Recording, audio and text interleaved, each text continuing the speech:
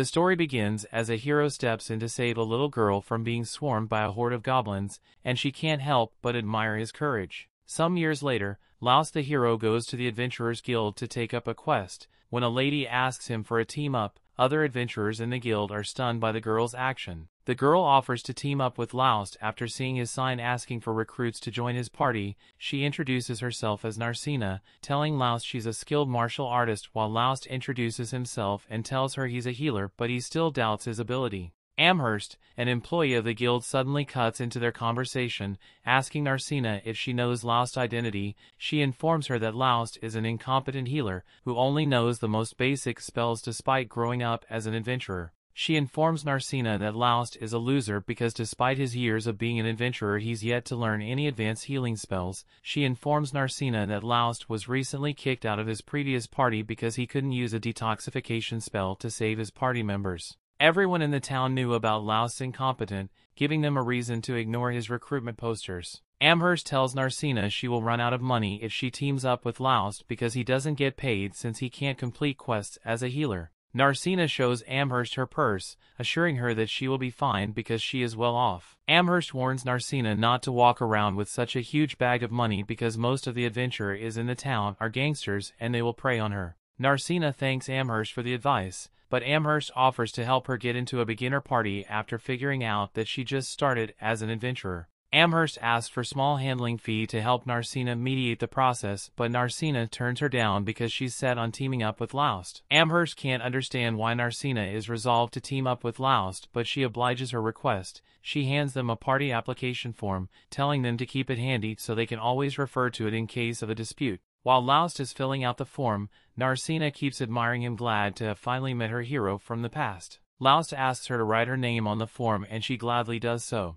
After they fill out the form, Amherst demands the handling fee from Laost, who reluctantly takes out some money from his little coin pouch. Amherst gladly accepts the fee as Narcina is excited to be in the same party as her hero. They leave the guild as Laost goes over the details of the Mardat labyrinth. No one has yet to explore its deepest parts, so there is no information about the kind of monster the master of the labyrinth is. Many adventurers were curious about the labyrinth, making the Mardat its largest city as they head to the labyrinth. Narcina wonders if they are qualified to explore it, since they newly formed parties. This recounts Amherst's warning, telling them they can only explore the grasslands of the west since Narcina is still a novice. Laost knew that Amherst's advice was reasonable because the monsters in the grasslands to the west were the weakest compared to the other locations around the city. It is a befitting place for beginners to start their adventuring, but Laost tells Narcina the grassland is so massive that monsters rarely appear. He tells her there are more monsters in the labyrinth, assuring her they won't be harmed so long as they don't venture too deeply into it.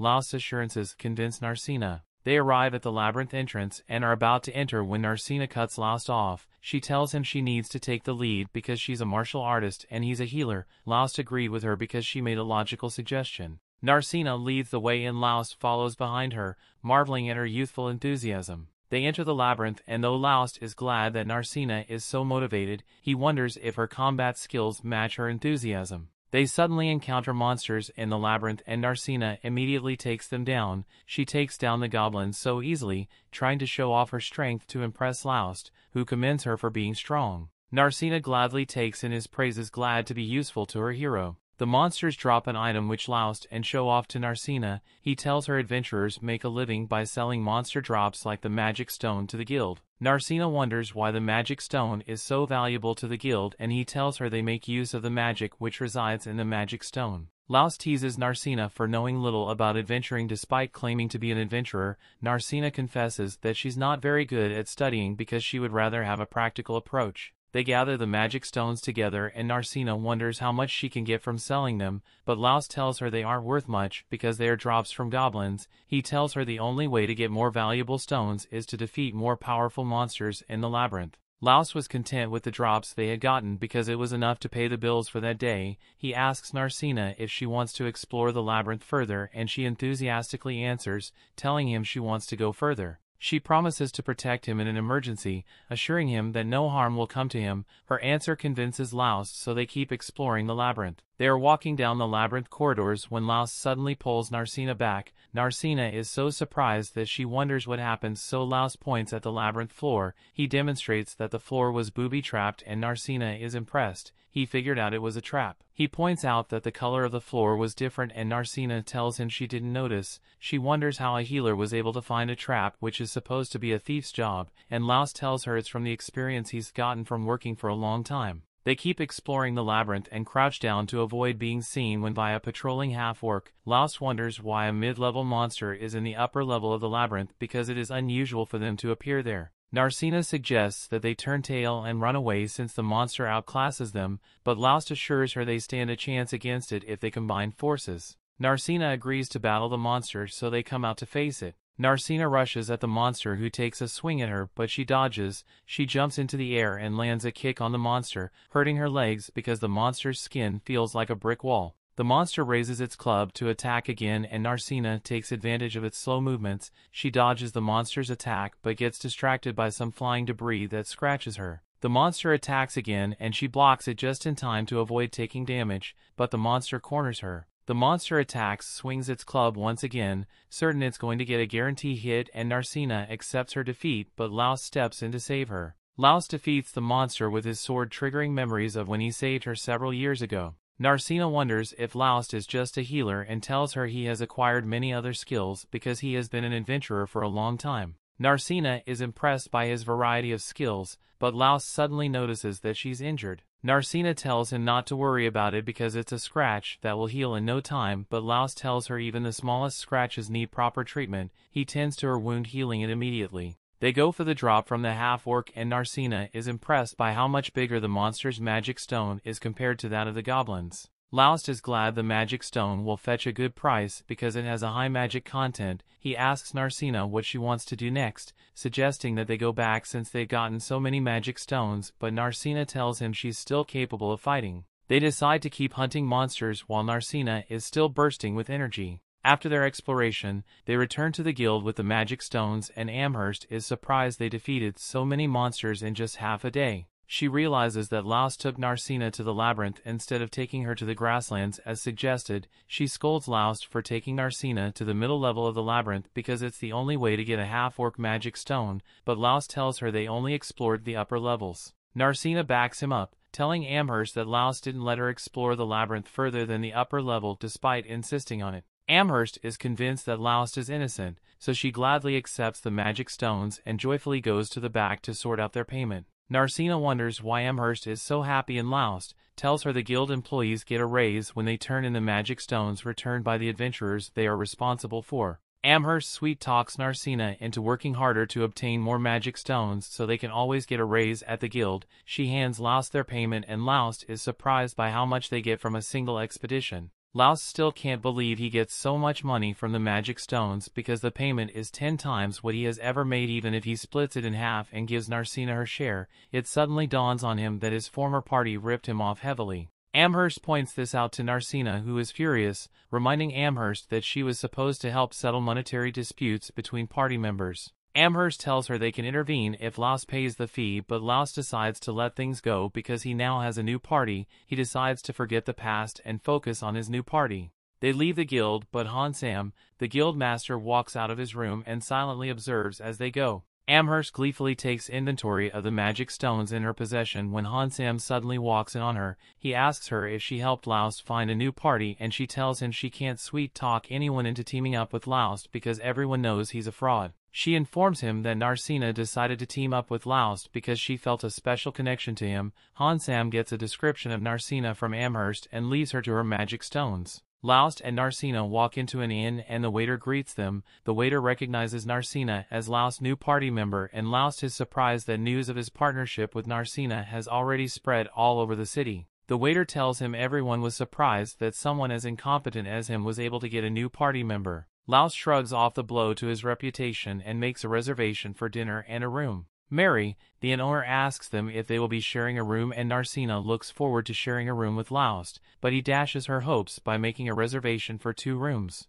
Mary serves them dinner before showing them to their room and Laos thanks her for her service. They go into their separate rooms after exchanging good nights, and Narcina slumps on her bed. Narcina recalls when Laust saved her when she was much younger. After Laust healed her wounds, Narcina swore to become an adventurer just like him and protect him in the future. From that day, she trained to become an adventurer, waiting for the day he would meet Laust again. She immediately traveled to the city after hearing that Laust had been kicked out of his previous party so she could form a party with him. She is content with how things turned out, and though she is happy that they were able to form a party and defeat monsters together, she is disappointed that Laust didn't recognize her. She figures out that Laust couldn't recognize her because her physical appearance has changed since she first met Laust some years prior. She realizes that Laust doesn't need her help because he has become much stronger than he was when they first met, which makes her sad. She snaps out of her misery and encourages herself to continue what she has decided to do. She renews her resolve to protect Laust whatever the cost. She didn't want to conclude that she came to the city for nothing, so she put her doubts behind her. She gets ready for bed, but something bothers her. She can't help but wonder why the townsfolk think Laust is so incompetent despite his overwhelming strength. The story continues. We see amidst a swamp, a group of adventurers faced a seven-headed hydra, though two of its heads had already been severed. Margulis, the warrior clad in golden armor, stood at the front though visibly uneasy. Armia, the sorceress beside him, was the most nervous of them all. The group's rogue Siberia was too injured to continue fighting while Laust tended to her wounds. Although he didn't have a cure to rid her of the poison, he could restore her physical strength to help her fight it off. The rogue complained that the healer was useless, prompting the frontline warrior to order them to stop bickering and return to the fight if the healing was done. However, the healing wasn't complete as Laust couldn't neutralize the poison. As he mentioned, they should have brought an antidote, but their leader had deemed it too expensive and chose not to buy one. Even so, he blamed Laust for being a worthless healer. At that moment, the Hydra struck again, targeting Margulis, who blocked the attack with his sword and shouted for Armia to cast a spell. Armia launched a fireball, but it barely scratched the beast. Frustrated with his allies,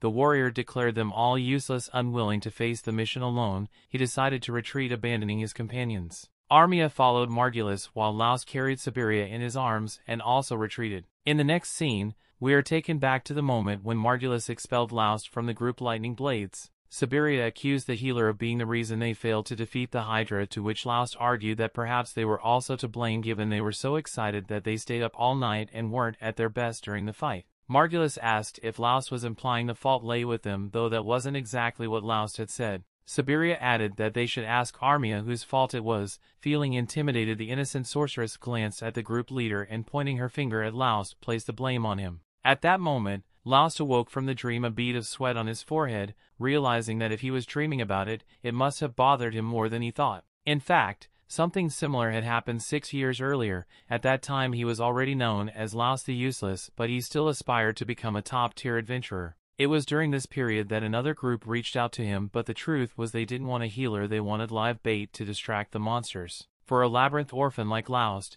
this kind of treatment was all too common. What he didn't expect, however, was that the monsters would turn on the group that caused all the trouble and wipe them out. Upon leaving the dungeon, Laust was left traumatized, never having been acknowledged as a true adventurer. On that day, he came across an overturned carriage in the middle of the road surrounded by armed goblins. In the chaos, there was a defenseless girl, and the young man rushed to her aid without thinking. Even today, he doesn't quite understand why he made that impulsive decision. He just went. Maybe it was because the life of a labyrinth orphan didn't hold much value, but if he could trade his life to save that girl, then his death wouldn't be in vain. Perhaps that was what he was thinking during the fight. However, he was struck on the head and knocked unconscious. Hours later, when night had fallen, he woke up beside the carriage girl along with Knights of the Order, who had come to her rescue and finished the job. In other words, it wasn't Laust who saved her, the useless remained useless. Reflecting on this, the healer gave a brief accepting chuckle, but the girl who had been saved thanked him for his help because without him,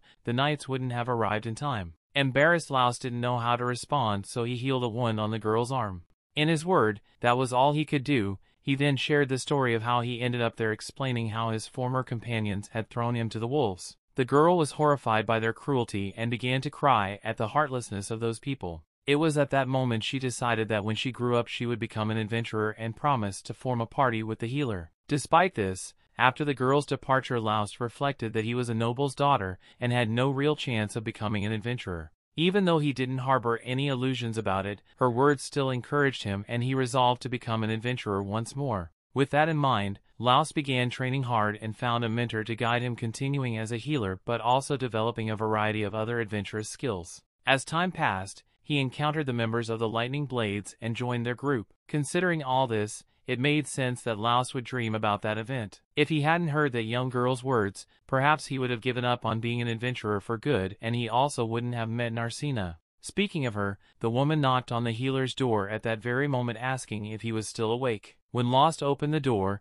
she invited him to have breakfast with her, and so the two set off together to share a meal. Later on, they returned to the dungeon and decided to venture deeper than they had last time. As they continued their journey, they eventually stumbled upon a teleportation circle. Laust explained that she don't find these in every labyrinth, so it seemed a mage had placed this one here shortly after the place was discovered, though not many details were known about it. Narcina wants to know if they can be transported to other places using something like this. Laust then explains that they would need another teleportation circle to exit, as it's only possible to enter through one and exit through another. Hearing this, Narcina thinks it would be much easier to build one in the city, but quickly realizes the city could end up filled with monsters if there was a circle that led directly there. The healer chuckles and points out that in reality, monsters can't use this method. In any case, the knowledge required to create teleportation circles was lost hundreds of years ago, and although they are quite practical, there's no way to make new ones now. With that, the duo heads towards the teleportation circle and is taken to the other side.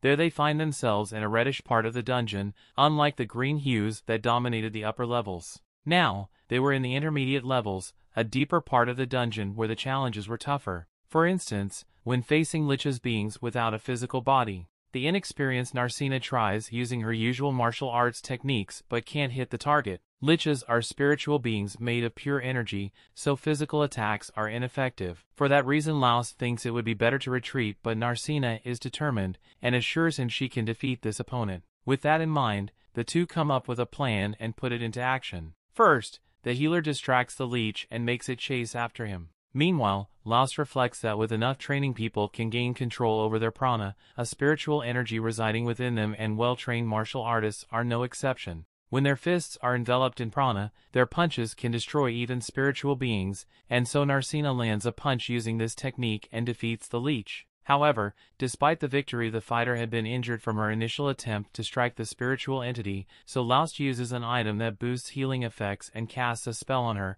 thanks to the magical stone embedded in the item, which amplifies the spell's power. The guild passes these stones to artisans who craft special items from them. Eventually these items make their way back to the adventurers. After being healed and speaking of magical stones, Narcina wonders how much they'll profit from the one they obtained by defeating the leech. Back at the guild, Amherst is once again astounded by the number of stones the pair manage to collect and asks them to return as often as they can. As they leave the guild now at night, Laos remarks that he hadn't expected them to earn so much from those stones, and Narcina agrees it was a big surprise. Suddenly, a crowd forms up ahead, where two guys are fighting over something. The duo approaches to see what's going on, and Laos notes that these kinds of disputes have become quite common, as adventurers who got into trouble elsewhere have been flocking to this city. This reminds Narcina of something Amherst had mentioned. According to laws, it's a huge inconvenience for adventurers and townspeople who follow the rules, but he decides to let it go, saying it's time to celebrate the money they earned today with a nice dinner, and indeed, dinner is quite lavish,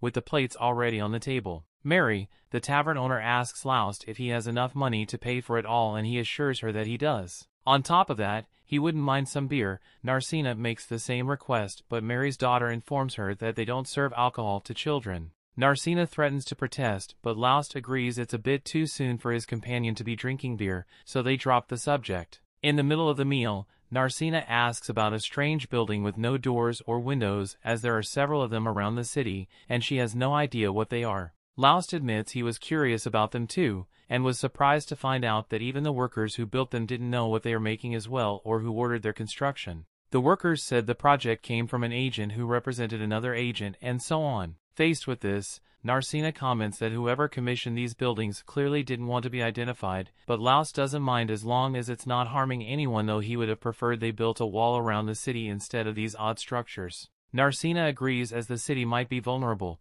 especially since it doesn't even have a moat, but at the same time, she likes being able to see far into the distance. Laust insists that this is bad in times of war, as it would be impossible to stop enemies from entering, but the girl isn't worried about invaders. Whatever shows up in Mardat, whether thieves or monsters, the adventurers of this city will be able to drive them out. Later, after returning home and saying their goodbyes, they each head to their rooms. Well, almost Narcina briefly calls out to her companion to say something but then changes her mind and pretends it was nothing. As she lies alone in her bed, she regrets not saying once again that she would have preferred to share a room with him. Meanwhile, Laust feels content to be part of a group again, even though he believes he'll never meet that little girl again. He feels that thanks to Narcina, he'll be able to keep adventuring for a while longer. The next day, Margulis introduces the newest healer of the Lightning Blades, named Lyra. She greets the rest of the group, but the other girls don't seem thrilled about the new member. Siberia won't even look at her while Armia struggles to say anything at all.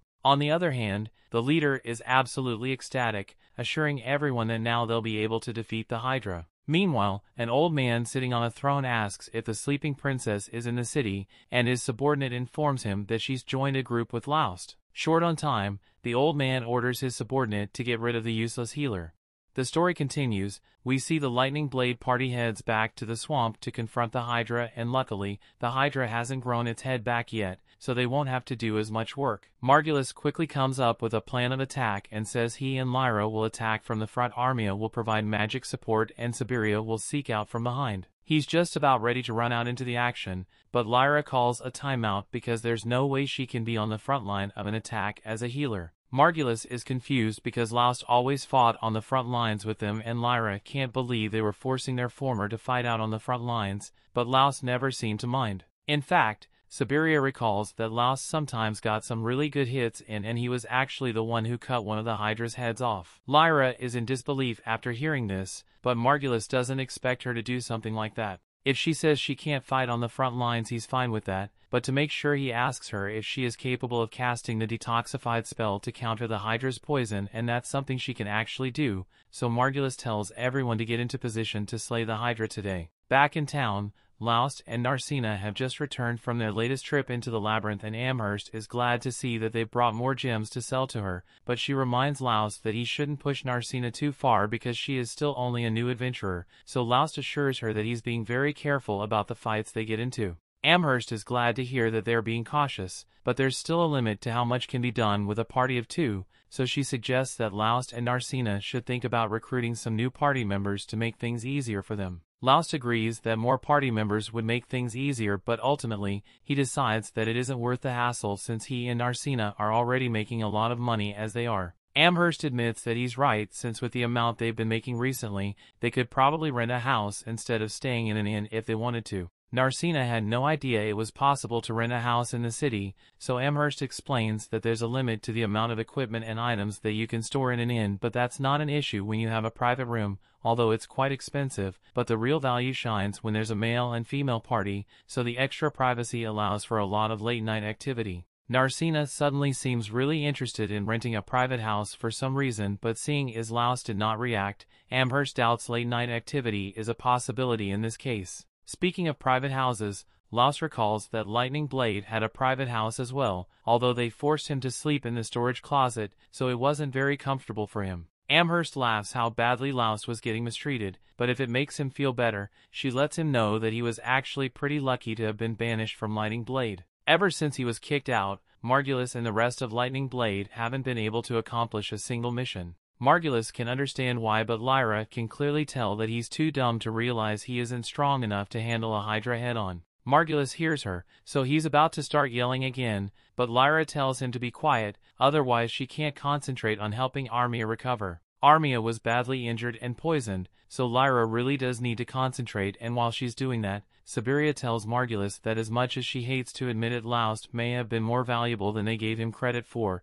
Even though he stuck to healing, he was still able to get the job done in the end, and he also didn't notice that they were scamming him out of his money, so he was the perfect party member. Margulis is really wishing Laust hadn't quit, but Siberia reminds him that he was actually the one who kicked Laust out of the party, and he made a big show of it too. Margulis had totally forgotten all about that, but if he was the one who kicked Laust out, then he thinks it should be easy to get him back. All I have to do is ask, and he is sure Laust will rejoin the party immediately because after all they're the famous Blades of Lightning, so no one would turn down an invitation to join the party, although Siberia is starting to question if she even wants to stay in the party at this point. By the next morning, Lyra is finally done healing Armia, so she wakes up and thanks her for the healing, but Lyra is just happy she could help. She asked if Armia feels well enough to eat, and since she does, Lyra heads downstairs to get some food for her, but when heads downstairs to ask where the food is stored she realizes Siberia and Margulis are gone, and she has no idea where they went. Margulis and Siberia are currently the guild, and Margulis loudly proclaims that he is willing to graciously allow Laust to return to his party. Once again, everyone stops what they are doing and stares in disbelief, and Laust is most shocked of all, so he asks Margulis to repeat himself because there's no way he could actually said something so dumb. Margulis repeats himself and Laust's ears weren't deceiving him, but he still doesn't know how to respond or such a ridiculous request. At the same time, Narcina and Amherst see what's going on, and Amherst explains the blonde guy is the leader of the party that kicked Laust out and now he's trying to get to come back by acting condescending. Laust obviously isn't amused with Margulis's speech, but before he can say anything Margulis assumes he might be upset about the fact that they scammed him out of his pay while he was in their party, so Margulis apologizes and acts like it was an honest accident. He promises that Laust will get a fair share this time around, plus they could really use his help since the new healer Margulis hired isn't very useful in combat. Siberia thinks there's no way Laust will actually agree to Margulis' request, but to her shock, Laust actually thanks Margulis for the offer. Narcina refuses to let Laust be stolen from her, so she runs out in front of him and starts yelling at Margulis saying Laust will never join his party again. Laust touches her shoulder and tells Narcina that she doesn't need to worry about him leaving, after which he turns to Margulis and tells him that he was only saying thanks to be polite, but he has no interest in ever joining his party again. Margulis can't believe he got turned down, and so if he starts getting desperate and accuses Narcina of trying to use Laust because she realized he is actually really useful to have around. All Margulis's aggressive pointing is starting to get on Laust's nerves, so he grabs Margulis' hand and warns him that if he ever does anything to hurt Narcina, Laust will make sure his body will be mangled beyond recognition. Laust then turns to leave and Narcina pauses for a second to rub it in Margulis's face one last time. After they've left, Margulis doesn't know what to do, but he still wants to defeat the Hydra, so he yells at Amherst to recommend him a new adventurer for his party, preferably one who can handle fighting on the front lines alongside him, and Amherst really doesn't want to have to deal with him,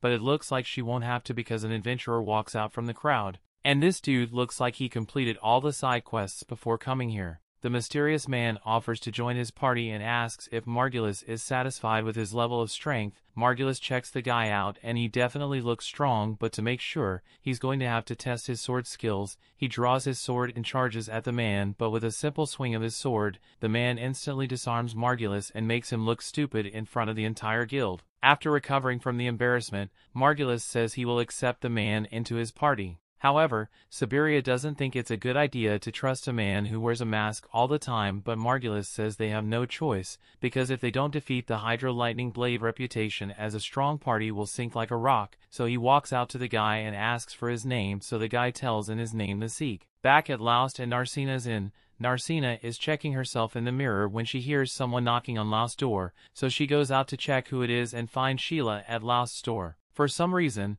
her first thought is that Sheila is trying to make a move on Laust, but after thinking about it for a bit, she realizes that couldn't be possible. Once Laust finally opens the door, Sheila informs him that he has guests waiting for him downstairs, which is surprising, but Laust decides to go meet with them to see what this is about. Once he gets downstairs, Laust and Narcina meet with Armia and Lyra, and while Armia feels bad for coming at him with such a brazen request, she asks Laust if he could come and help them just this once. Margulis still intends to go after that Hydra and even hire a new warrior to help with the mission, but Lyra doesn't think it's going to be enough to win. For one thing, Margulis is still too stubborn to buy an antidote potion because it costs money, and he's never going to realize how reckless he's being until someone ends up dying because of him. Armia knows it's too late to apologize now, but she acknowledges how strong Laust is because if he hadn't cut off the Hydra's head last time they fought it, the entire party would have been wiped out. Laust still doesn't think he did all that much, but Lyra points out that the party struggled to survive against the Hydra that have lost 2 heads already, so they would have been dead meat if it was in perfect condition. Laust asks what exactly Armia is asking him to do, so Armia stands up and says she wants Laust to fight with them, because she's sure they can defeat the Hydra if he is there as well. She's basically asking him to rejoin Lightning Blade, but Laust already had this conversation with Margulis earlier today and his answer remains the same. Narcina wonders why Armia seems so determined to help Margulis out since this whole odd party must be horrible for her to deal with. And yes, Armia believes Margulis has a lot of flaws, and I mean a lot. Even so, he's still her party member. Narcina becomes angry after hearing this because Laust was her party member as well, but she did absolutely nothing to support him when he was being mistreated. Armia begins crying and apologizes for what she did to Laust, but at the time she was scared that if she didn't go along with what Margulis said she would be kicked out of the party as well. She's a new adventurer, so she doesn't know any other parties to go to, but she now realizes that what she did was wrong and that Margulis is wrong for the way he treated Laust. But even though she doesn't agree with Margulis's way of doing things, she still doesn't want him to get himself killed in an unwinnable battle. Lyra tells Laust that Armia is serious about her apology and she's been agonizing over it for a long time, so while she understands Laust can decline the request, she asks that he at least consider accepting Armia's apology. Laust gets up and tells Armia that he holds no grudge against her, so he will accept her apology, but he still has no intention of returning to Lightning Blade. Armia is disappointed, but she accepts his answer and says she won't bother him about it anymore. Just then, Mary comes over and she's brought a whole feast to cheer Armia up since she looks like she hasn't been eating well. While Armia is eating, Laust talks with Lyra and asks if there is any way for her to take Armia and leave Margulis' party, but if she could have done that she wouldn't have come here in the first place. Laust knows how Margulis treats people, so he suggests that Lyra should lead his party anyway, but Lyra refuses to do that since she would be leaving Armia to defend for herself under the leadership of that idiot. The next day, Margulis finally introduces Lyra to Sieg since they will be fighting the Hydra again today, but she seems to recognize him from somewhere, so she wants to have a word with him. She asked what he's doing here and why he is disguising himself, but Sieg is still trying to pretend that he has never met Lyra before, so he tries walking away, but as he does so she notices the sword on his back which used to belong to a person named Ronaldo, so she accuses him of stealing it, but Sieg denies it and says it was handed down to him as a gift, so he's no thief. He may have cleared his name of theft, but the fact that he admitted knowing Ronaldo lets Lyra know that he is indeed the same Sieg she knew. However, she decides to keep his secret identity hidden, since it seems important to him. Later on in the day, Laust and Narcina are heading into the labyrinth as they usually do, but he can't help but worry about Armia and the rest of Lightning Blade because he has no idea if they are truly ready for the battle or not. That brings the episode to an end. Thanks for watching. Want next part? Subscribe the channel and turn on notification bell.